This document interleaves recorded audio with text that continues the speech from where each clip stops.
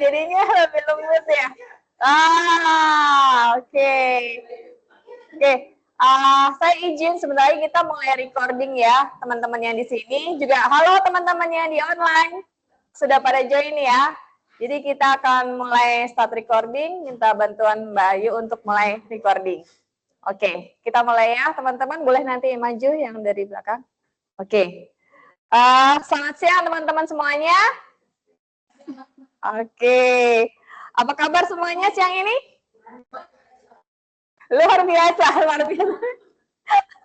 Oke, ini cewek-cewek semua ya. Jadi karena memang relate banget dengan topiknya ya. Jadi hari ini kita mengadakan Health Talk dan mini MCU gitu ya. Jadi hari ini perkenalkan dulu, saya Teresia Diemawanti, saya dari Human Resources.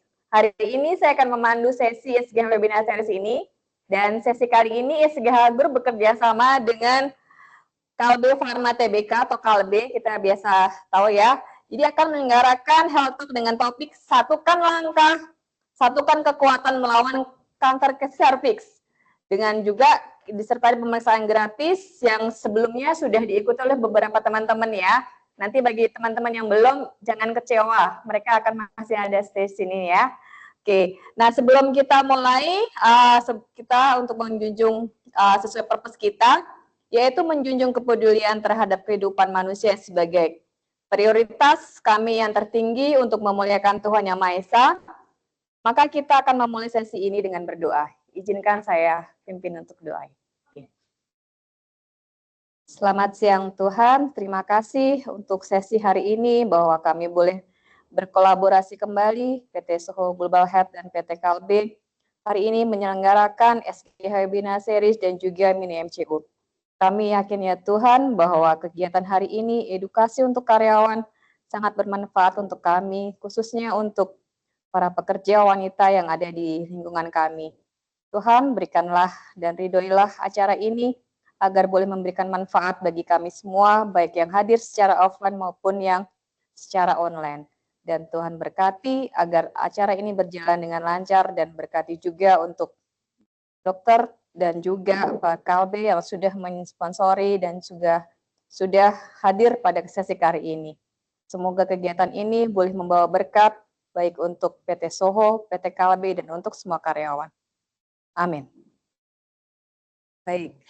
Oke, nah sebelum kita mulai, nah kita tahu semua ya bahwa kita ada WhatsApp account yang akan di-show juga oleh Mbak Ayu. Jadi kita ada WhatsApp account yang ada di 0852 1004 3458. Jadi di sini bagi teman-teman yang belum join boleh juga di chat ke sini atau nanti di info aja ke saya, Mbak Ayu atau Anissa.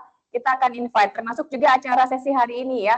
Nanti banyak acara agenda-agenda maupun informasi yang akan di-share ke karyawan gitu ya. Khususnya untuk memfasilitasi komunikasi karyawan dan perusahaan, terutama dengan tim Human Resources. Bahkan kalau ada pertanyaan pun, silahkan juga di chat ke kami. Oke, dan kami juga, next, Mbak Ayu, kami juga ada HR Clinic, jadi di sini ada teman-teman kami di HR BP, di masing-masing BU kami punya BP, Business Partner, di sini ada di Distribution dan Alliance, ada Mbak Ica, kemudian di healthcare ada Mbak Malta, dan juga di supply operation dan supporting ada Mbak Gersonia atau Mbak Nia. Silakan bisa berkontak ya dengan mereka, baik secara online maupun secara offline, ada jadwalnya di situ, tapi in case ada yang pengen langsung ketemu juga boleh ya di luar jadwal itu, saya akan berjanji aja. Jadi di sini memfasilitasi karyawan yang ingin konsultasi gitu ya terkait masalah pekerjaan maupun menyampaikan keluh kesah. Di keluh kesah banyak wadahnya juga, baik juga dengan mungkin tim Ibu Eka yang ada di cabang juga bisa di-share gitu ya. Tidak harus juga ya Bu ke salah satu, kalau misalnya lebih nyaman ke siapa boleh Bu. Gitu ya. Jadi di sini difasilitasi sebenarnya Bu Ica. Di sini silahkan nanti teman-teman di cabang juga bisa di approach untuk menggunakan wadah ini. Oke, next. Nah, kami juga ada tadi HR klinik gitu, bukan karena sakit ya, tapi kliniknya karena untuk cerita-cerita aja gitu. Kalau ini terkait medical doctor, yaitu di mana karyawan boleh memanfaatkan fasilitas konsultasi online dengan dokter perusahaan. Yang satu kita ada dokter perusahaan yang stay di PG 6, Pulau Gadung 6, dengan dokter Sriwati Ligatsa.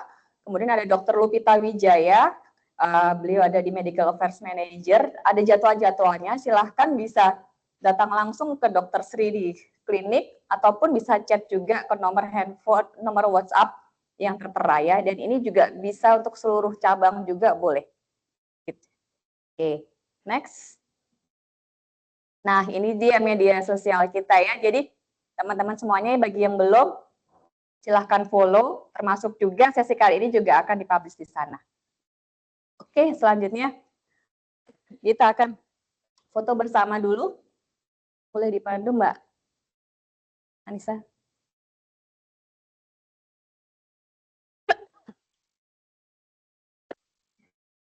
Kalian Bapak Ibu yang di menutup kameranya. Ya, teman-teman yang di online boleh di-open kameranya.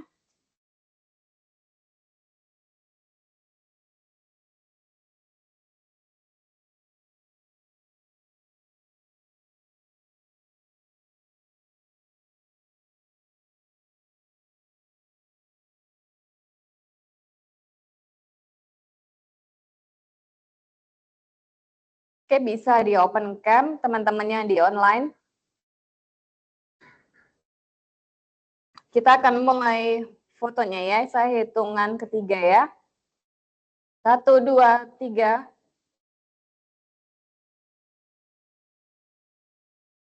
Next, 1, 2, 3.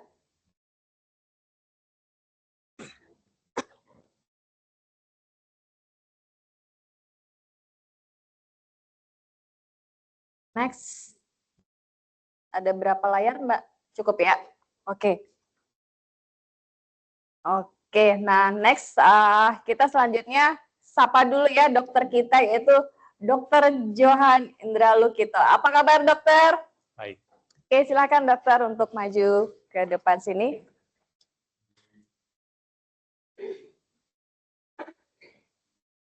Nah, teman-teman, ini ada dokter kita yang hari ini yang akan bawakan nanti pemaparannya secara detail ya, dokter. Panggilannya Dokter Johan, gitu ya dok ya.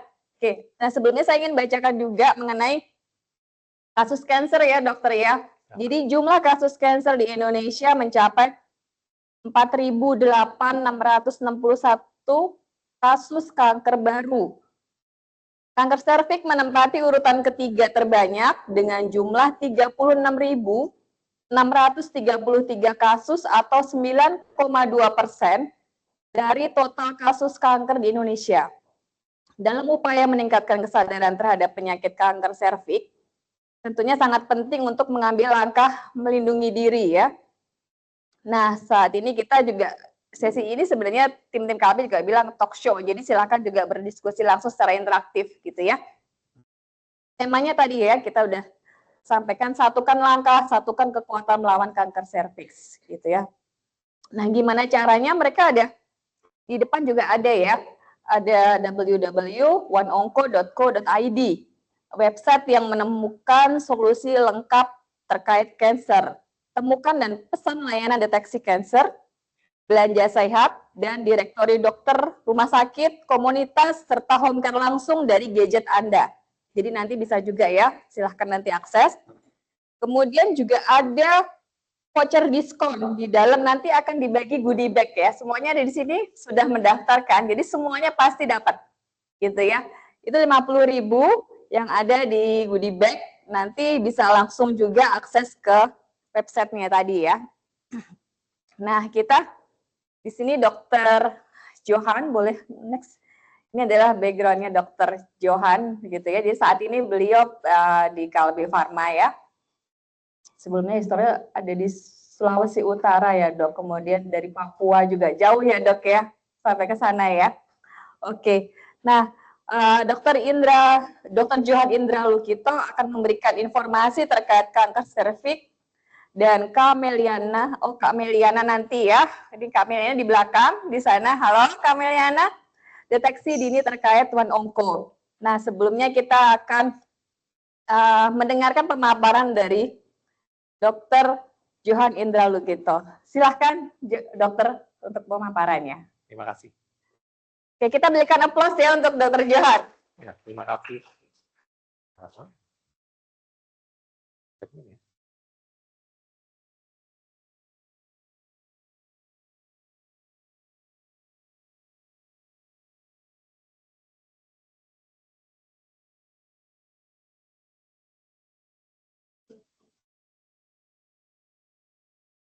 Selamat siang. Saya diminta diri di sini nih, supaya kelihatan sama ini ya. Oke, saya juga ucapkan selamat siang pada Soho People ya. Terima kasih atas kesempatannya. Ya. Nama saya Johan, salam kenal semuanya. Ya, jadi mengenai kanker cervix. Nah, Soho People, apakah ada yang belum pernah dengar tentang kanker cervix di sini? Wah, udah pernah dengar semua ya. Udah bosan kali ya. Udah basi ya. Oke. Ibu siapa namanya? Ibu siapa? Bu Dewi. Menurut Bu Dewi, kanker cervix itu apa sih? Kanker mulut rahim. Betul, bisa jadi.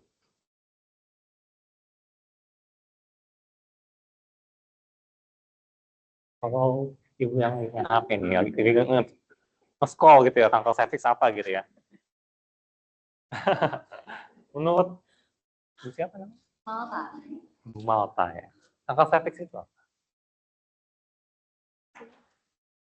Mulut, kanker pada mulut rahim. Oke.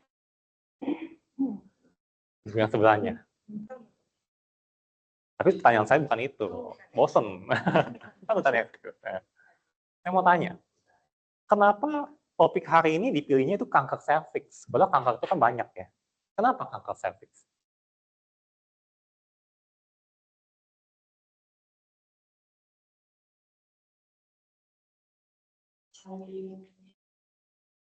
Banyak.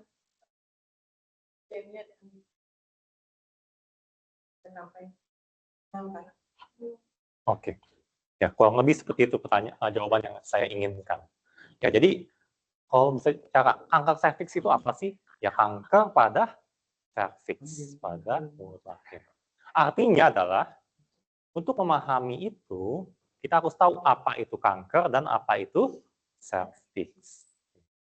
Nah, kenapa hari ini topiknya kanker cervix? Ya, karena saat ini kanker cervix ini menempati posisi kanker kedua ya, terbanyak dalam hal jumlah kasus dan jumlah angka kematian pada perempuan di Indonesia. Ya, jadi saya kira ini penting sekali untuk kita ketahui dan kita cegah. Nah, itu yang saya harapkan rekan-rekan semua Soho People ketahui melalui cerita saya hari ini. Nah, ini adalah gambaran dari cervix. Nah, kanker itu sendiri adalah secara sederhana ya, adalah sel tubuh kita yang tumbuh tidak terkendali dan kemudian menyebar ke organ lainnya. Nah, kebetulan pada kanker cervix, selnya itu adalah sel yang berasal dari cervix. Ya. Jadi cervix itu mulut rahim. Betul juga ya, tapi biasanya lebih sering disebutnya leher rahim. Kalau mulut rahim, ya mungkin yang dilihat dari sininya ya, atau dari bawah ya. Ya, tapi sebenarnya dia memanjang juga ya, sampai ke leher rahim. Ya saya kira di sini semuanya punya ya, kecuali saya. Dia udah lebih kenal lah gitu lah ya, saya nggak mau cerita lebih lanjut. Cuma di bagian mana dia muncul kankernya itu? Nah ternyata nih, ya dari kotak hijau ini ya, itu kankernya itu biasanya bermulai itu di daerah yang bernama squamous-columnar junction, batasan ekto dan endocervix. Apa itu? Nah, ternyata cervix itu ya, kalau peneliti melihat gitu ya, dipotong, dilihat dari mikroskop, itu terdiri dari dua area dengan jenis sel yang berbeda. Ya. Di sini ada yang namanya endocervix dan ectocervix. Endocervix itu yang ke arah rahim dia. Ya. Kalau ectocervix itu yang ke arah vagina. Ya. Ini berbeda kenapa? Nah, dapat dilihat di sini. Ya, gambaran selnya, jaringannya itu sangat berbeda. Ya, kalau yang endocervix ini dia selnya itu namanya sel kolumnar, sama seperti sel pada rahim. Ya, yang secara periodik kan dia semakin menebal, kemudian pada saatnya dia luruh, ya kan, periode bulanan. Dan ectocervix dia selnya itu mengikuti vagina, seperti bibir. Nah, kanker cervix itu ternyata timbulnya itu berada di perbatasan daerah ini.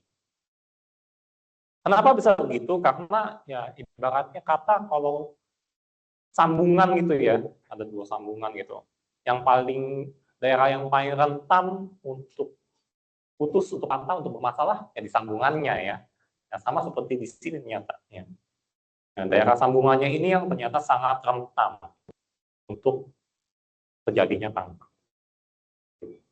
Nah, jadi kalau di bagian mana jadinya? Ya di bagian sini nih kalau lebih sambungannya itu. Ya.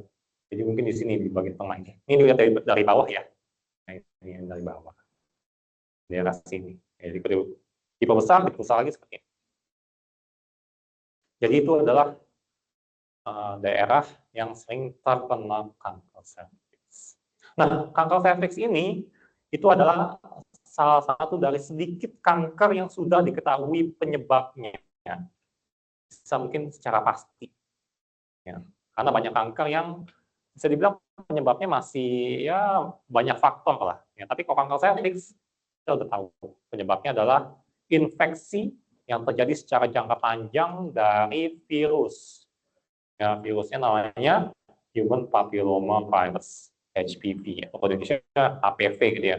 Ya mungkin saya kadang-kadang ngomongin HPV gitu ya. Saya berusaha ngomong HPV gitu ya. Ya mohon maaf kalau kebalik-balik. Nah, HPV yaitu bentuknya seperti ini, ya bulat, cuman diameternya tuh kecil sekali, ya, 55 nanometer. 1 nanometer itu mungkin 1 mili dibagi 1 juta. Kecil sekali. Dan HPV itu sebenarnya itu ada banyak, ya, banyak jenisnya juga ya. Jadi dikasihnya namanya itu berupa nomor tipenya, ya, tipenya banyak di sini. Dan biasanya itu yang paling banyak menyebabkan kanker serviks itu ternyata HPV tipe 16 dan 18. Itu diketahui dia menyebabkan 70% dari semua kejadian kanker serviks di seluruh dunia. Jadi fokusnya karena ini.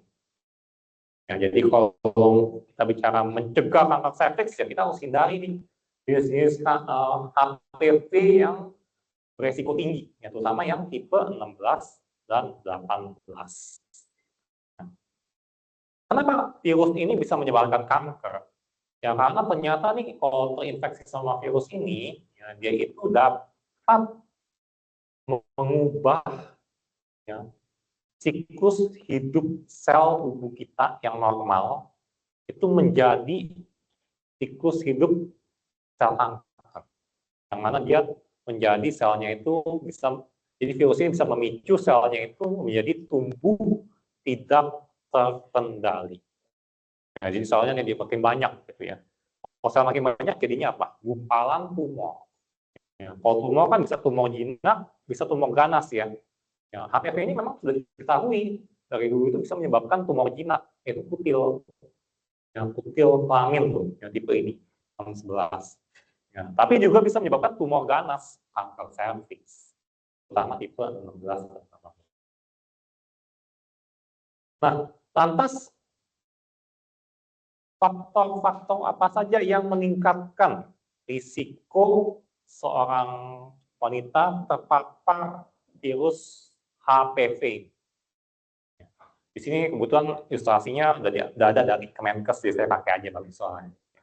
Yang pertama adalah kalau si wanita itu menikah atau mulai melakukan aktivitas seksual di usia muda, tepatnya di bawah 20 tahun. Jadi semakin muda, dia semakin tinggi risiko terkena kanker serviks. Kenapa bisa begitu? Ya itu bisa jadi Karena sel-sel di serviksnya itu masih dalam masa pertumbuhan kan. Di bawah 20 tahun kan biasanya kan masih puber ya. Masih. Jadi kan organ seksual biasanya masih berkembang. Ya, ketika masih dalam pertumbuhan itu kan biasanya sel-selnya masih lemah ya, masih rentan.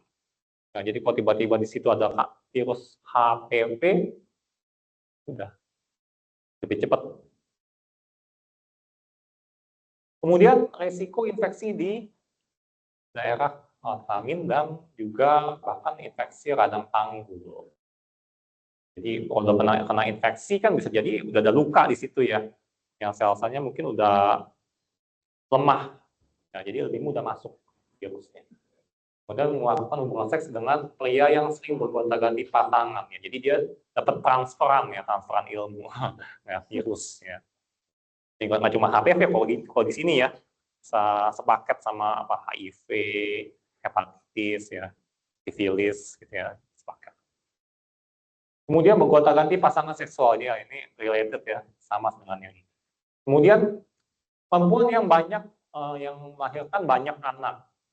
Nah, jadi semakin banyak anak ya tentunya kan yang namanya sel-selnya itu kan semakin lemah ya. Ya kalau kita bilang apa? Semakin melar ya, semakin kendor gitu ya.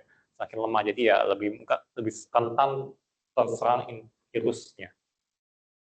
Kemudian yang riwayat keluarga ya yang pernah mengalami kanker serviks juga ya karena bisa jadi emang sudah ada gennya ya, gennya. Kemudian kurang menjaga kebersihan alat kelamin, ya, itu dapat meningkatkan resiko ya masuknya virus. Kemudian faktor-faktor resiko yang berkaitan dengan kesehatan tubuh secara umum, pola hidup kita. Ya, jadi orang-orang yang merokok, ya terpapar asap rokok, ya rokok aktif atau pasif, yang namanya asap rokok itu kan banyak mengandung zat-zat yang memicu timbulnya kanker, zat karsinogenik. Ya, jadi kembali lagi ya, udah ibaratnya itu udah ada virusnya, udah ada pupuknya gitu ya dari asap rokok itu. Kemudian ada orang-orang wanita yang emang sebelumnya pernah melakukan pemeriksaan deteksi dini kanker serviks dan ditemukan ada memang keabnormalan. Ya. Ini akan meningkatkan risiko kalau nggak diobati dengan tepat sedini mungkin. Didiamin aja. Ya udah pap smear ya, udah bocorannya nih ya. Deteksi dininya ya. Ya udah ditemukan, dia nggak berbuat apa-apa, nggak diobatin ya udah makin jadi. Kemudian ya terkait dengan kondisi tubuh secara umum itu ya imunitas tubuh kita ya. Kan dia senantiasa kan melindungi tubuh kita dari serangan kuman, termasuk virus HPV. Nah, gejalanya bagaimana nih? Ya, namanya kanker secara umum ya. Itu kalau dia masih stadiumnya masih dini, itu nggak ada gejala. Termasuk kanker serviks. Kalau udah bergejala, itu biasanya stadiumnya udah nggak dini lagi. Jadi udah menyebar dia. Itu yang biasanya saya tekankan untuk masyarakat tahu. Ya, jadi karena ya banyak sekali yang terlambat ya, baru datang ke dokter kalau udah bergejala. Ya bergejala itu berarti stadiumnya itu udah nggak dini lagi tuh. Ya mungkin udah menyebar mana-mana, susah. Yang untuk bisa diobati bahkan bisa disembuhkan mungkin tidak. Nah, kalau muncul gejala, karena gejala yang timbul itu biasanya berupa nyeri, ya, nyeri di daerah panggul, kemudian gangguan haid, ya, haid jadi teratur, jadi saat berhubungan seksual, perdarahan, ya, mungkin keluar darah di luar periode menstruasinya, ya, itu harus hati-hati. Kalau darahnya darah segar, ya. Kemudian keputihan, ya, keputihan keluar cairan encer putih kuningan bercampur darah seperti nanah. Bahkan kalau ada parah itu bisa berbau ya, ya. Dan juga ini pendarahan juga ya. Jadi pendarahan yang di luar masa menstruasi itu harus segera diperiksakan ke dokter. Ya, jadi kalau udah muncul gejala-gejala ini ya biasanya stadiumnya itu udah bukan stadium awal lagi, pengobatannya akan menjadi lebih kompleks, lebih sulit. Nah, bagaimana pengobatannya? Nah, ini mungkin secara umum aja ya. Prinsipnya adalah kanker serviks dapat disembuhkan kalau dideteksi dan diobati dengan tepat sedini mungkin. Ya, artinya berarti harusnya kalau ada kanker serviks itu saat belum bergejala, harusnya itu diobatin supaya bisa sembuh. Ya. Bagaimana tuh caranya? Kita lihat. Nah, kalau mau diobatin ya untungnya kita hidup di zaman sekarang, zaman now ya. Kemajuan teknologi, ya, masuk teknologi pengobatan saat ini sudah banyak tersedia jenis pengobatan untuk kanker, termasuk kanker serviks. Ya. Apalagi tinggal di Jakarta, bersyukurlah ya, rumah sakit di mana-mana, dokter spesialisnya juga banyak ya. Yang kasihan tuh yang mungkin di daerah. Saya pernah mengalaminya, ya, Papua, NTT ya, kasihan, Sulawesi ya. Ya, jadi pengobatannya itu banyak. Ya. Nah, pilihannya nanti akan ditentukan oleh dokter berdiskusi juga dengan pasien. Ya. Mana pilihan yang paling tepat sesuai dengan kondisi penyakitnya. Ya. Namanya obat kan pasti ada potensi efek sampingnya juga bagi namanya pengobatan kanker ya, kemoterapi ya. Ya jadi harus dilihat juga ya kondisi pasiennya gimana ya, terakhir tentunya juga kanker. Ya, jadi hal-hal itu yang nanti akan dipertimbangkan dalam menyusun rencana pengobatan untuk kanker serviks. Ya, jadi kalau mau diobati, obati ke dokter. Ya, karena saya dokter, saya mau menganjurkan yang ke dokter. Nah, jadi kanker serviks ini bisa disembuhkan kalau dideteksi sedini mungkin. Ya, caranya gimana? Deteksi sedini mungkin. Nah, jadi saat ini ada 3 cara yang populer dilakukan di Indonesia. Yang pertama adalah dengan melakukan tes DNA HPV. Jadi tes ini ya itu diperiksa sel-sel serviksnya. Jadi perlu tindakan pengambilan sel serviks. Ya, diambil dikit pakai sikat gitu ya, sikat dikit.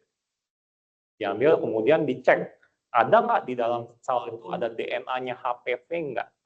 Ya. Kalau ada kan berarti ada virusnya di situ. Kemudian bisa juga dilakukan tes pap smear. Pap smear juga sama ya, sel serviksnya diambil dikit, kemudian diperiksa di bawah mikroskop. Ya, apakah selnya itu bentuknya masih sel normal atau sel kanker? Kemudian kalau di Indonesia itu juga dianjurkan ya untuk pemeriksaan yang sederhana ya, itu dengan inspeksi visual ya dengan menggunakan asam asetat. Ya, jadi permukaannya serviks tadi ya yang bulat itu kan ya, itu diolesin sama asam asetat cuka. Biasanya kalau setelah diolesin itu warnanya ada bercak-bercak putih, nah itu bisa jadi yang putih itu tuh biasanya curigai itu adalah suatu sel yang abnormal, bisa jadi kanker. Nah, pemeriksaan ini memang masih dianjurkan di Indonesia karena dia sederhana ya, cuma butuh cuka doang. Ya, jadi untuk daerah-daerah yang jauh di sana itu ini masih relevan digunakan. Ya, dan hasilnya juga bagus ya, cara persentase deteksinya juga bagus.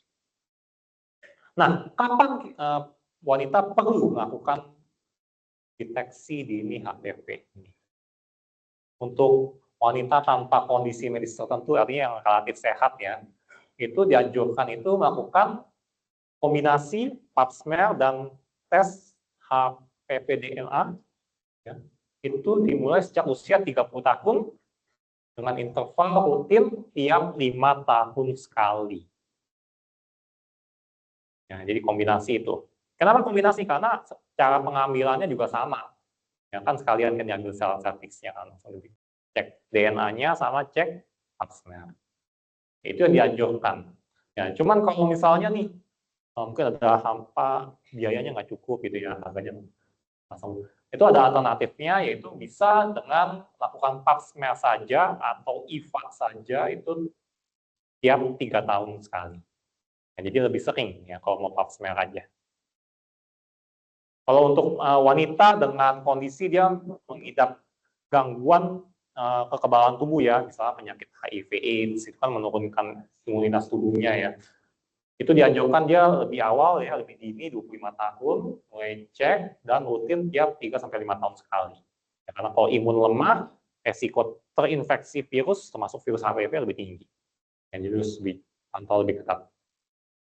Kemudian ada hal-hal yang perlu diperhatikan, yaitu adalah tes ini jangan dilakukan saat lagi haid. Ya. Dan selama 2 hari sebelum tes itu tidak boleh menggunakan tampon, nggak boleh menggunakan foam, jelly, krim kontrasepsi atau krim obat lainnya di vagina. Terus juga tidak boleh mencuci vagina dengan air atau cairan lainnya dan tidak boleh melakukan hubungan seks per vagina. Itu hal-hal yang bisa saya rangkum. Ya, jadi 3 pemeriksaan ini ya sebaiknya dilakukan secara rutin. Nah, bagaimana mencegahnya? Nah, mencegah kanker serviks ya sederhananya adalah ya menghindari faktor risikonya, menghindari terpapar virusnya, virus HPV. Ya. Nah, caranya ya dalam hal perilaku seksual ya, tidak berganti-ganti pasangan seksual ya. Kemudian tidak melakukan hubungan seksual di usia dini kurang dari 20 tahun. Ya, kemudian dalam hal menjaga kesehatan tubuh secara umum ya hindarilah paparan zat-zat karsinogenik. Ya, misalnya rokok, ya, asap rokok. Ya, kemudian ya tentunya ya melakukan pemeriksaan deteksi dini rutin dan kalau misalnya ada temuan ya ada suatu abnormalitas, kecurigaan ke kanker ya segera diobati dengan tepat. Obati dengan tepat ya karena di Indonesia itu obatinya tunggu dulu nih, obati kemana nih? Ya jatuh-jatuhnya ke dukun. ya alternatif gitu ya. Kalau saya menganjurkan ya obati dengan tepat, berarti ke dokter. Ya, dan yang terakhir ini yang juga penting, ya, vaksinasi HPV. Nah, vaksin HPV ya di Indonesia itu dari dunia itu saat ini ada tiga jenis, ya, Cervarix, Gardasil 4 dan Gardasil 9. Ya. Nah ini perlu diingat juga ya. Jadi vaksin HPV itu dia memberikan perlindungan paling maksimal kalau dia diberikan pada seseorang yang belum pernah melakukan hubungan seksual. Ya. Kenapa? Ya karena kalau belum pernah melakukan hubungan seksual, berarti kan ibaratnya ya resiko si virusnya masuk itu kan kecil ya. Artinya dia belum terpapar. Ya. Tapi kalau udah pernah hubungan seksual kan ya bisa jadi udah pernah masuk juga ya. Ya udah pernah mampir mungkin ya ke HPV-nya. Ya, kenapa? Ya karena HPV ini, vaksin ini, ya itu pada dasarnya adalah untuk mengajarkan ke tubuh orang tersebut, oh ini loh namanya virus HPV. Tolong tubuh membuat antibodi terhadap virus. Ya, jadi diajarin tuh sama si vaksin ini. Tapi kalau orang yang sudah pernah terpapar, apalagi sudah terinfeksi, ya nggak ada gunanya diajarin lagi kan. Ya. Jadi vaksinnya jadi kurang maksimal kalau sudah pernah terpapar. Nah, untuk jenis vaksinnya ya bedanya dari 3 jenis itu adalah cakupan proteksi HPV-nya. Karena kan HPV itu kan banyak tipenya ya. Ya misalnya kalau Cervarix itu dia cakupannya itu hanya untuk yang 16-18. Ya, Gardasil 4 ada 4 tipe, kalau Gardasil 9 ada 9 tipe. Tapi prinsipnya adalah ketiga vaksin ini memberikan perlindungan terhadap tipe HPV yang paling banyak menimbulkan kanker serviks, yaitu tipe 16 dan 18. Jadi ketiga ini tetap ya efektif bisa digunakan. Ya kandungannya itu dia bukan virus beneran ya, tapi dia cuma protein yang menyerupai virus. Ya, dan dia non infeksius, jadi nggak mungkin orang terpapar HPV dari vaksin ya. Dosisnya kalau 9 sampai 14 tahun usianya diberikan 2 dosis interval 6 sampai 15 bulan, itu biasanya di anak sekolah ya. Kalau di luar negeri sih udah banyak, Indonesia kayaknya udah mulai ada ya. Kalau wanitanya usia 15 sampai 45 tahun itu diberikan 3 dosis ya dengan interval 0, 2 dan 6 bulan. Kontraindikasinya kalau orangnya memang alergi terhadap vaksin tersebut. Ya, hal yang perlu diperhatikan adalah ya vaksinasi ini sebaiknya ditunda jika orangnya itu lagi demam atau infeksi akut. Ya. pilek, batuk pilek. Jadi kalau ringan mungkin masih bisa. Kemudian vaksinasinya bersamaan dengan screening ya. Jadi kalau bisa bersamaan tuh dicek sekalian deteksi dininya. Jadi lebih efektif, lebih yakin gitu ya. Ya kan bisa jadi kan kalau nggak dideteksi dini sekalian, nanti dia vaksin nih hari ini nih. Ya, nanti mungkin tahun depan dia baru pap smear gitu. Pap smearnya ketemu ada abnormal. Nanti kan dia mungkin tuduhannya adalah vaksinnya nggak efektif gitu ya. Padahal bisa jadi kan saat sebelum vaksinasi dia sebenarnya udah ada.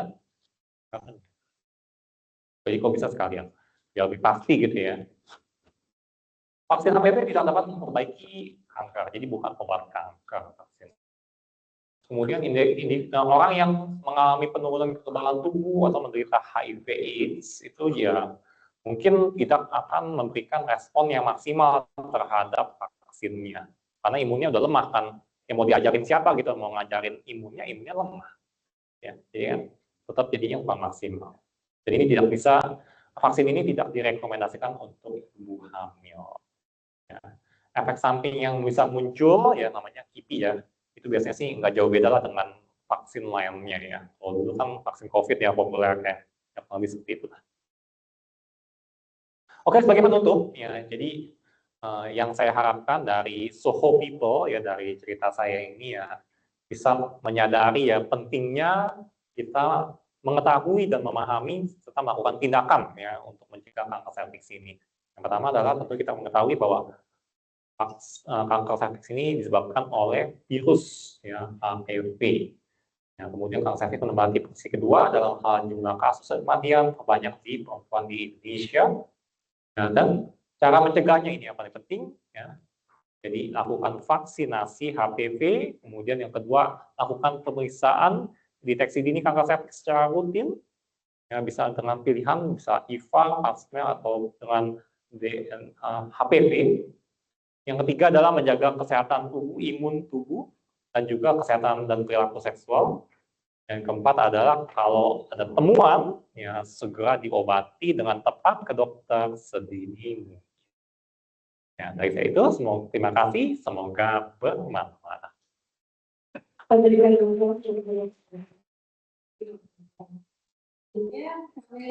akan membawakan presentasi kita dengan presentasi dari Kamelia. Silakan Kamelia. Baik, terima kasih Mbak Rere ya, dan Dr. Johan tadi atas pemaparannya terkait kanker serviks. Nah, perkenalkan saya Meli dari tim digital One On Go. Jadi kalau saya tadi udah sempat juga share di depan terkait apa itu One On Go.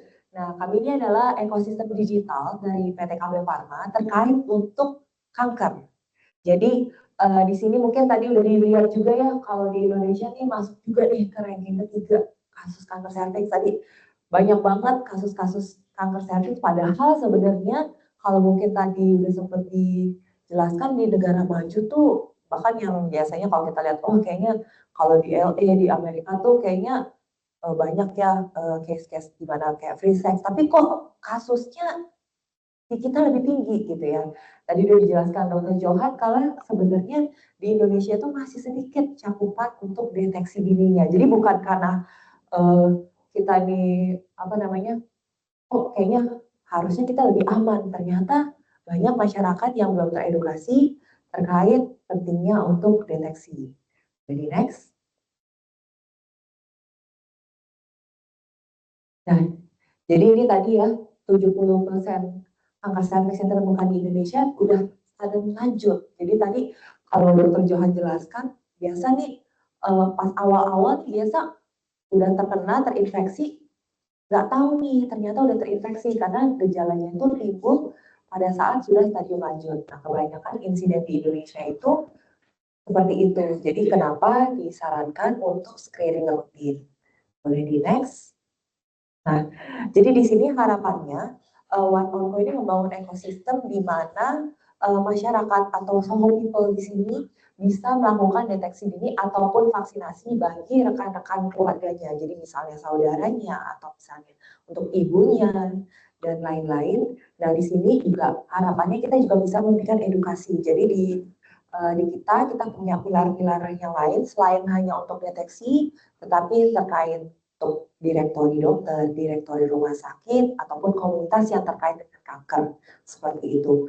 Nah, jadi misalnya, boleh di next, jadi kalau misalnya nanti dilihat, ini bisa diakses, jadi cukup lihat di www.oneoncall.co.id. Jadi ini kita basisnya web, kita nggak perlu install aplikasi, jadi harapannya semua rekan-rekan di sini bisa mengakses baik lewat mobile, gadget, ataupun lewat laptop. Nah, di sini kita ada layanan, ada 4 pilar. Yang pertama deteksi dini. Jadi memang tadi udah dijelaskan ya layanan-layanan terkait deteksi dini. Kemudian kita ada pilar kedua, yaitu di sini ada lebih ke belanja sehat. Nah, itu mungkin lebih ke produk-produk di mana mungkin kalau misalnya rekan-rekan Soul People di sini punya keluarga yang memang pernah mastektomi, misalnya pengangkatan payudara atau kemoterapi dan butuh wig, butuh bra-bra khusus, di sini kami juga menyediakannya dengan partner yang sudah bekerja sama dengan kami. Kemudian ada juga direktori layanan, dan di sini lebih ke informasi saja. Jadi misalnya punya saudara di luar kota, rumah sakit mana yang kira-kira bisa dikonsultasikan untuk terkait kanker, atau misalnya komunitas mana sih untuk support sistemnya supaya lebih semangat dalam menjalani pengobatan dan lain-lain. Kemudian ada juga pilar keempat yaitu home care. Nah, ini lebih ke fasilitas di mana mungkin bagi rekan-rekan yang butuh untuk layanan home care seperti itu. Yang boleh di next. Nah, di sini tentunya kita bisa booking appointment. Jadi enaknya di sini kalau tadi ada yang sempat nanya apa sih sebenarnya website OneOncall itu. Jadi biasa ibu-ibu di sini suka belanja di toko hijau atau toko oranye. Nah, kita ini toko-toko seperti e-commerce tapi terkait dengan layanan deteksi dini ataupun vaksinasi. Jadi nanti bisa dicari di situ, misalnya based on lokasi atau based on jenis kankernya. Nah, nanti bisa diakses lalu dipilih. Nah, di situ udah ada harga-harganya, misalnya fasilitas layanan mana aja mungkin yang terdekat di rumah. Nah, bisa dipilih sendiri, lalu nanti bisa langsung transaksi di sana. Jadi harapannya nanti nggak usah dibiasakan kalau rumah sakit kadang telepon dulu, registrasi dulu, kadang janji temu. Nah, itu di situ kita bisa bantu terkait untuk rekan-rekan di sini. Jadi saya mau pertanyaan-pertanyaan mungkin yang basic, jadwal dokternya gimana ya. Nah, itu kadang mungkin kesulitan. Nah, kita bisa bantu di lewat OneOncall ini. Jadi tinggal booking aja, transaksi di sana, nanti kita kasih surat rujukan, jadi hari H tinggal datang di penjadwalan. Boleh di next. Nah, ini kurang lebih untuk komunitas, produk, ataupun mungkin layanan vaskes-vaskes yang sudah bekerja sama dengan OneOncall. Jadi nanti bisa dicari aja mungkin vaskes-vaskes yang terdekat, ataupun mungkin yang kira-kira emang sering ya rekan-rekan di sini untuk datang untuk periksa. Nah, akan di next. Nah, di sini kalau terkait dengan kanker serviks, tadi bisa difilter juga untuk deteksinya, jenis kankernya kanker serviks, ada tadi HPV DNA, pap smear, ada juga tadi dijelaskan ya IVA, atau misalnya selain itu saya mau USG payudara, mamo, dan lain-lain, mau vaksin, itu juga kami sediakan. Nah, akan di next. Nah, jadi intinya harapannya apalagi rekan-rekan di sini yang bekerja ya, misalnya aduh mesti cuti, mesti ini, mesti itu, janji temu, ternyata harus reschedule dan lain-lain. Nah, di sini kita mencoba untuk membantu memfasilitasi supaya lebih mudah dan cepat. Nah, jadi kita bisa scheduling dan ya kalau misalnya ke rumah sakit biasanya kadang lama misalnya nunggunya gitu antriannya. Nah, harapannya kita bisa mempercepat dari proses itu. Boleh di next lagi. Nah, jadi di sini untuk rekan-rekan tadi udah dijelaskan tadi sama Mbak Rere kalau kita bagi-bagi voucher ya 50.000 untuk rekan-rekan di sini. Jadi mau dipakai buat keluarganya boleh. Nah, itu kodenya adalah Summer OneOncall. Jadi nanti tinggal dipilih aja misalnya layanannya tadi misalnya saya mau pap smear. Lalu nanti dipilih lokasinya di mana. Nanti di situ ada kode vouchernya, silahkan di-input aja. Nah, itu langsung dapat potongan 50.000. Nah, mungkin sekian ya dari saya. Nah, tapi selain 50.000 ini, sebenarnya dari OneOncall juga menyediakan 2 voucher up to 500.000 buat rekan-rekan yang udah hadir di sini. Nah, tapi mungkin saya mau kasih pertanyaan, mungkin ke teman-teman yang online dulu ya.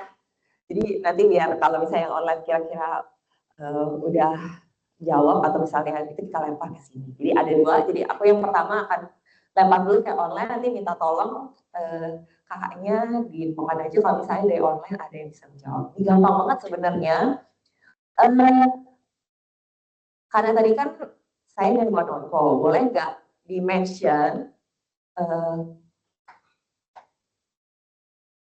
nama lengkap website kita, tapi nanti ditunjuk dulu yang baru jawab. Yang dari online, apakah ada yang mau jawab? Apakah dari online ada yang mau jawab? Kalau enggak, saya akan lempar ke rekan-rekan di sini. Disiapkan nama lengkap website-nya apa? Adakah? Tidak ada? Oke, kalau gitu saya lempar untuk rekan-rekan yang di sini. Oke, Ibu yang baju kuning, gercep sekali.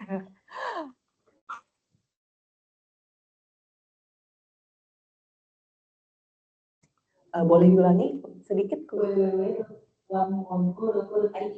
www.oneonco.id. Oke, dengan Ibu siapa? Dengan Ibu Febri, nanti bisa ketemu saya di booth ya. Terima kasih.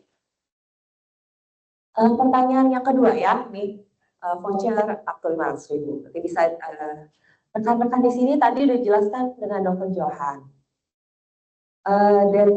Screening apa aja yang tadi ada 3 screening yang bisa dilakukan untuk pencegahan kanker serviks. Ada yang mau menjawab? Tadi udah tuh di penutup tuh ada juga udah diulang lagi. Oke, Ibu yang baju hitam.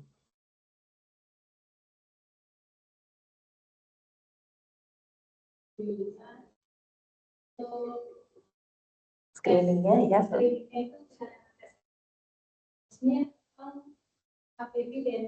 Iya, selamat Ibu. Ibu siapa? Oh, Ibu Yulita ya. Selamat, nanti ketemu saya di booth tadi. Oke, mungkin sekian presentasi dari One-on-Call. Mungkin tadi dan udah habis presentasi dari Dr. Johan, ada juga mungkin yang mau tanya ke Dr. Johan ya terkait tadi kanker serviks. Mungkin kita buka Q&A. Adakah yang mau bertanya? Oke, silakan.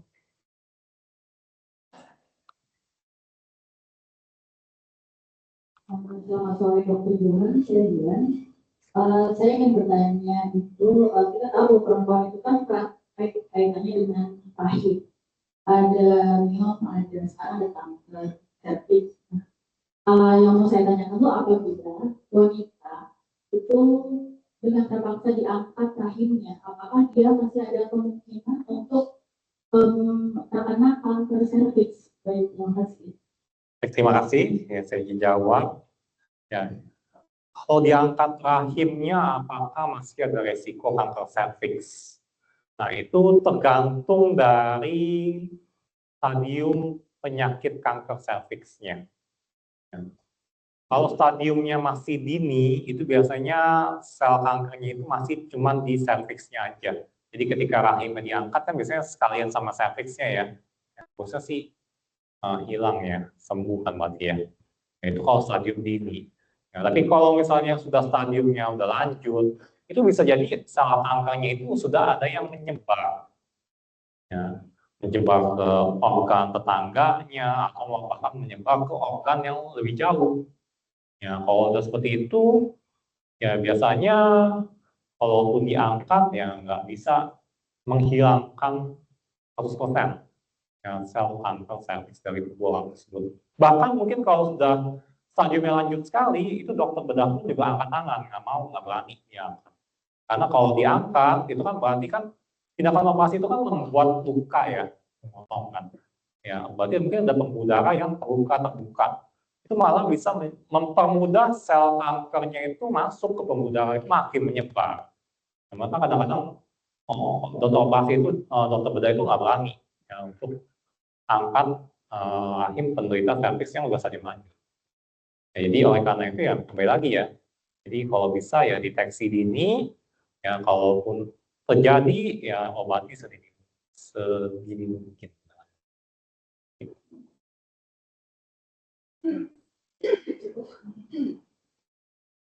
Ada lagi yang mau bertanya langsung?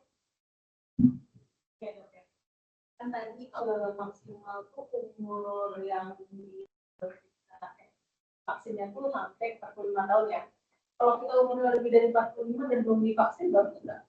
Karena udah vaksinnya ada.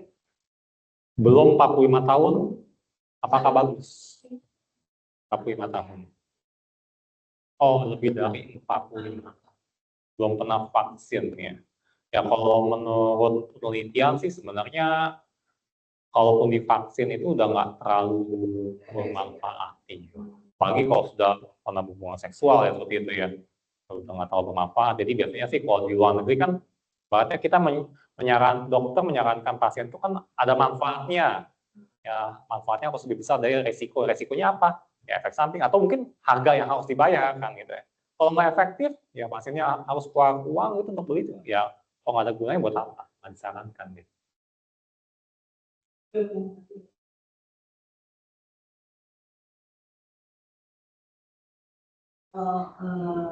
Untuk vaksinasi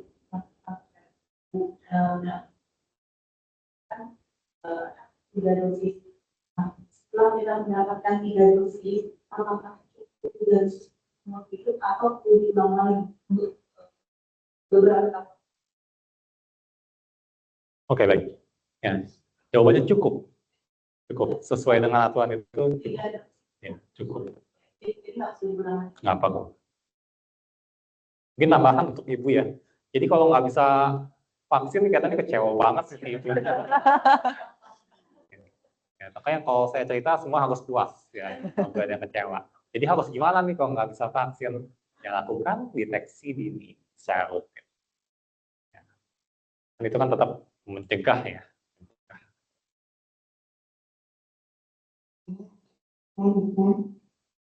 Untuk vaksin itu kan bisa dimulai dari anak umur 9 tahun ya. Nah, misalnya dia sudah mendapatkan vaksin, umur 9 tahun itu sudah mendapatkan vaksin, dan kemudian dia setelah dewasa menikah, itu masih ada kemungkinan untuk terkena kanker serviks atau tidak? Dan apakah masih perlu untuk melakukan yang deteksi dini tadi? Ya baik, terima kasih. Ya, jadi kalau bicara apakah masih mungkin atau tidak, jawabannya mungkin saja. Ya, jadi tidak ada tindakan yang menjamin 100% gitu yang nggak akan kena. Gitu. Belum ada yang mengklaim seperti itu beraninya. Ya, belum ada yang berani mengklaim seperti itu. Ya, tapi resiko itu pasti akan lebih kecil kalau dia sudah pernah vaksinasi. Dan itu sudah dibuktikan melalui penelitian. Bahkan di Afrika sana, ini sebagai informasi aja ya, karena ada yang melakukan penelitian itu cuma dikasih 1 kali. Ya, 1 kali vaksin. Dan itu hasilnya sangat signifikan mengurangi risiko kanker serviks di sana. Ya, karena kan di sana kan pertimbangannya ya mungkin akses sama biaya ya. Nah, 1 kali itu sudah sangat signifikan. Ya, maka itu untuk supaya lebih maksimal lagi proteksinya ya ditambah dengan melakukan tindakan pencegahan yang lain ya, termasuk pemeriksaan deteksi dini secara rutin.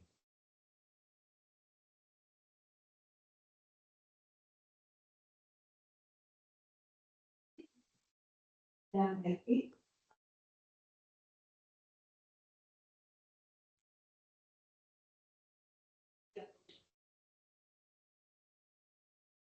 dari kedokteran itu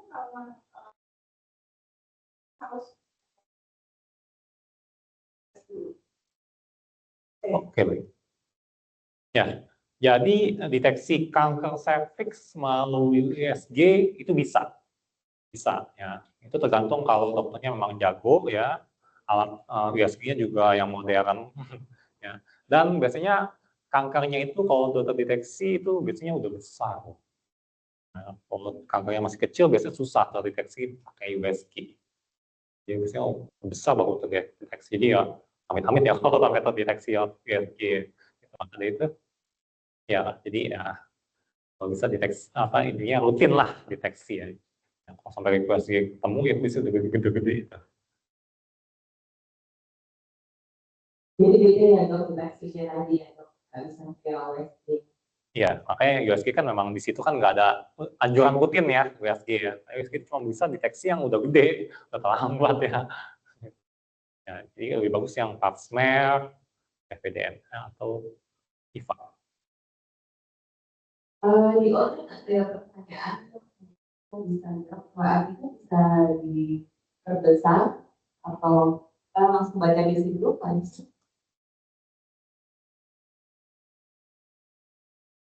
Yang pertanyaannya dari Cirebon Accounting, Dok. Pertanyaannya, siklus haidnya tidak normal. Tadi seperti yang haid tadi, terkadang 1 bulan bisa jadi juga haid 2 kali. Setiap haid sampai 14 hari, apakah itu berbahaya? Dan ada indikasi lainnya, Dok? Silakan.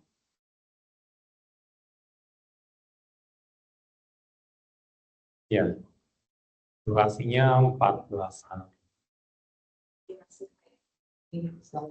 Seminggu haid 2 kali ya.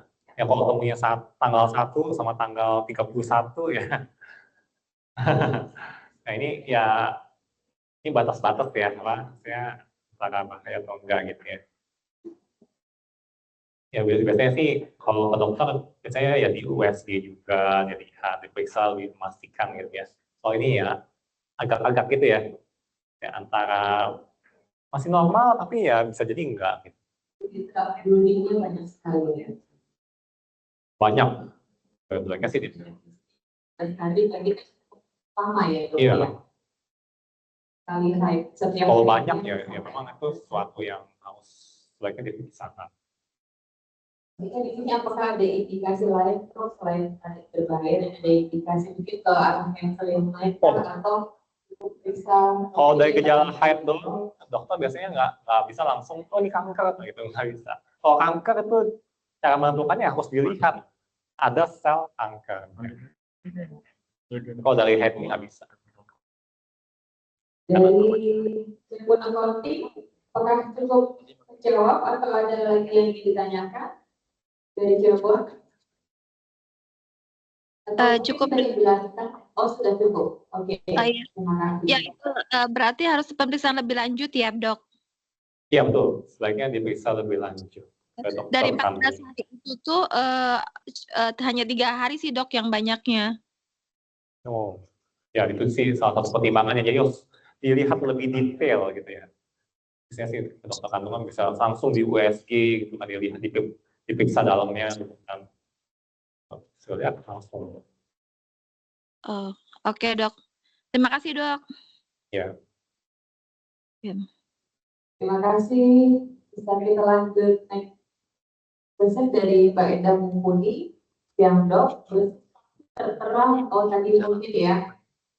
Jika usia lebih, apakah sudah diberikan vaksin sama dengan tadi Bu Eka? Pertanyaannya sudah terjawab ya Mbak Eka tadi ya. Jadi selain itu dilakukan dengan studi yang lain tadi ya. Kalau vaksinnya sendiri memang tidak disarankan, tidak kurang efektif gitu ya. Atau dari Mbak Eka ada pertanyaan lain yang ingin ditanyakan ke dokter? Dari Mbak Eka ada pertanyaan lain? Cukup? Oke, kita next yang cukup ya. Pertanyaan dari Ibu Marina Tamara yang Dr. Johan. Pertanyaan pertama, Dok, apakah sering mencuci vagina dengan cairan pembersih atau pemakaian alat KB berkali-kali dapat memicu kanker serviks atau penyakit kelamin lain, Dok? Yang kedua, makan minuman apa yang harus dihindari agar tidak memicu kanker? Apakah ada pengaruh ke makanan minuman, Dok? Silakan dokter untuk menjawabnya. Ya baik, terima kasih untuk pertanyaan pertama. Nah ini sabun untuk cairan pembersih. Cairan pembersih apa ini? Pembersih lantai. Ya ini sebenarnya ini secara umum aja ya, tanpa melihat jenis sabunnya apa gitu ya, cairan pembersih apa. Sebenarnya sih vagina itu nggak perlu sering dicuci. Nggak perlu sering dicuci. Ya saya kira sih ini udah banyak yang ngomong sih ya. Ya nggak perlu lah sering dicuci gitu. Ya kecuali memang habis berendam di banjir gitu. Ya, karena Jakarta kan sering banjir gitu ya. Itu mungkin perlu dicuci ya dia. Kan jorok ya. Ya kalau normal-normal seperti ini nggak perlu lah dicuci ke dalam-dalam gitu ya. Nggak perlu.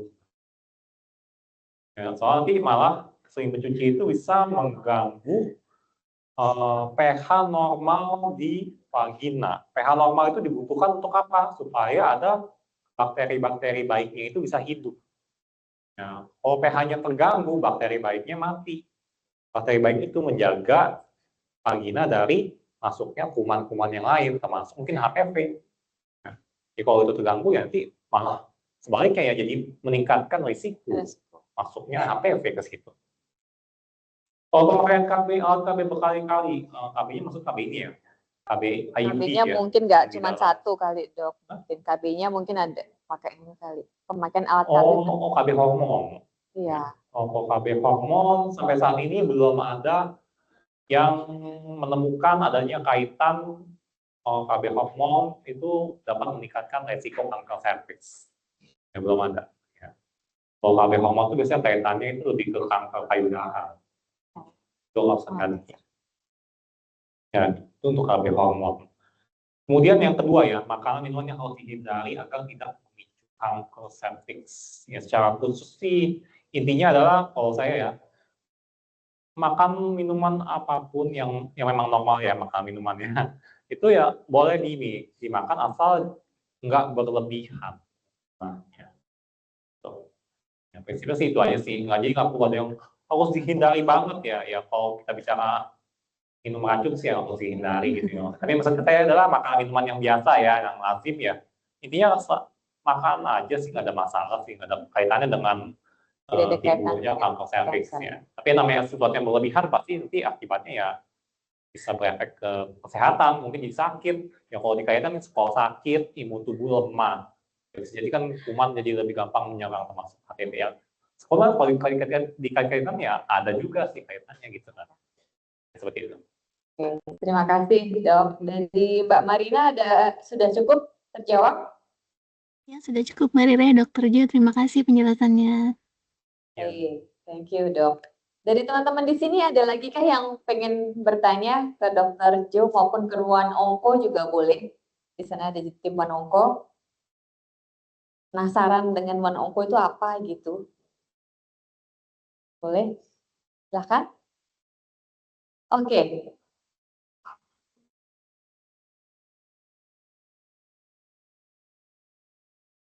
Untuk vaksinasi ya, vaksinasi HPV itu tidak memandang sebelum atau sesudah menstruasi.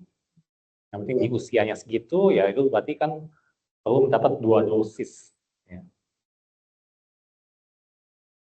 Semakin dini nggak perlu terlalu banyak ya dok. Kalau tadi usia udah ini kan 3 kali ya dok. Kalau 15 tahun ke atas itu perlu 3 kali. 3 kali. Kalau usia dini tadi cukup 2 kali ya. 2 kali. Oke, jawab ya. Ada lagi pertanyaan dari teman-teman di sini? Teman-teman yang lain di sini? Mereka mumpung ada Dokter Johan dan tim Manoko nih.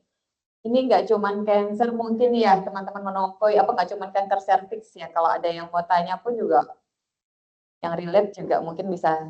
Oke. Kalau di keluarga itu ada riwayat keturunannya itu berpotensi lebih besar juga menderita kanker, semua kanker termasuk kanker sakit. Oke, baik. Ya, kalau secara umum, secara sederhana ya bisa saya ceritakan adalah ya kalau misalnya di keluarga atasnya itu ada emang timbul kanker, itu kan berarti di dalam tubuhnya itu udah ada kelainan gen. Kelainan gen yang menyebabkan selnya itu tumbuh tidak terkendali. Ya, sama kayak HPV juga, kenapa bisa menyebabkan sel serviksnya tumbuh tidak terkendali jadi kanker? Karena dia menyerang gennya, gen di sel tersebut. Ya, jadi bisa jadi gennya itu udah abnormal. Ya, jadi udah ada bawaan ya sifat kankernya itu. Ya, yang mana itu bisa diturunkan ke keturunannya. Nah, kalau memang ternyata keturunan dapat gen tersebut, ya otomatis dia akan lebih tinggi resikonya. Nah, jadi bisa jadi gen yang diwariskan itu kemudian memicu sel untuk tumbuh tidak terkendali jadi kanker.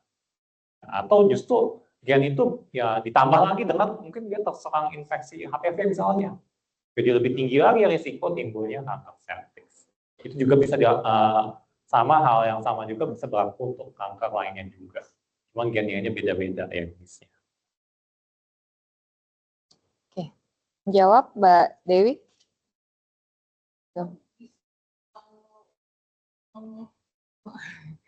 Apa sih namanya mengontrol si sel-sel dalam tubuh kita itu nggak oksidasi ya dok ya.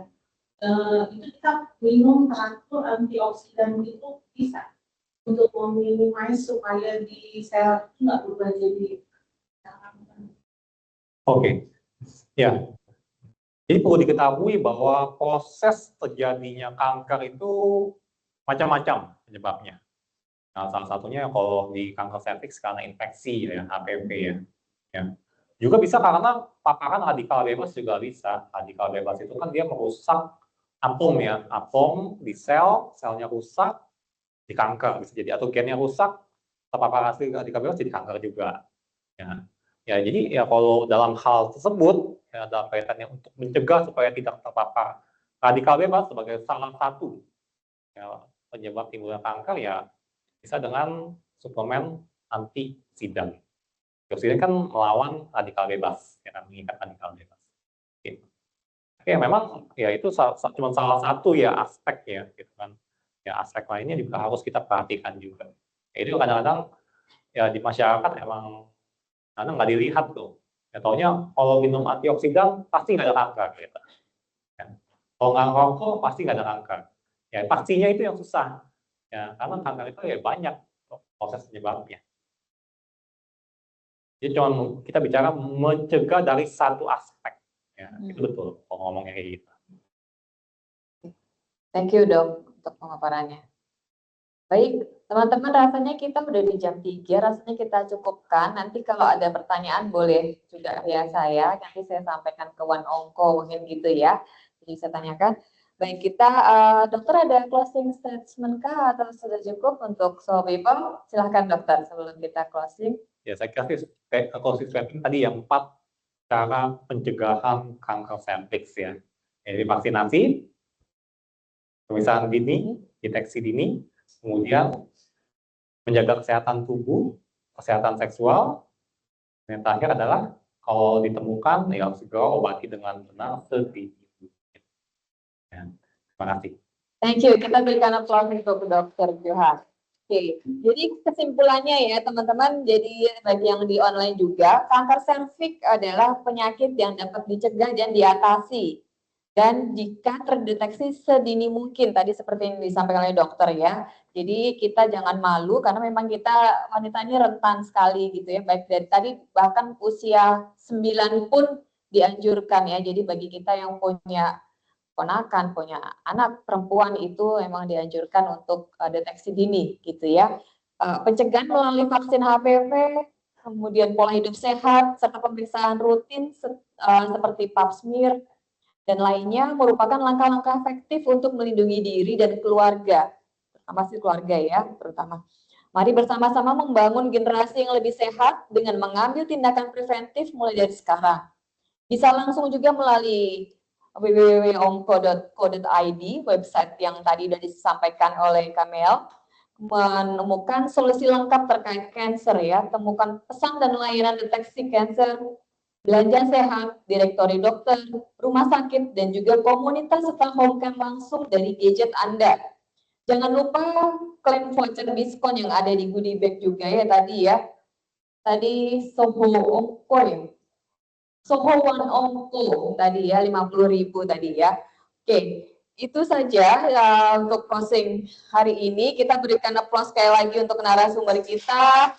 Untuk Dr. Johan juga kepada tim KB, nanti sebentar untuk yang tim di sini kita foto dan juga ini ya. Nah, sambil menunggu kita mohon rekan-rekan untuk mengisi evaluasi efektivitas di sini. Silakan teman-teman hari ini menyampaikan apa yang ingin dibawakan pada sesi berikutnya. Kira-kira pengen apa lagi sih selain Health atau yang lain? Silakan disampaikan di situ. Kami akan berusaha mencarikan narasumber yang expert di bidangnya sehingga menambah knowledge dan juga meningkatkan kompetensi kita. Cukupkah? Oke. Oke, kemudian saya juga menyampaikan tanggal 7 Maret mendatang kita akan menyiarkan Health Talk kerjasama dengan Mandiri In Health dengan topik rahasia diet sehat, langsing, sehat, dan tetap bahagia.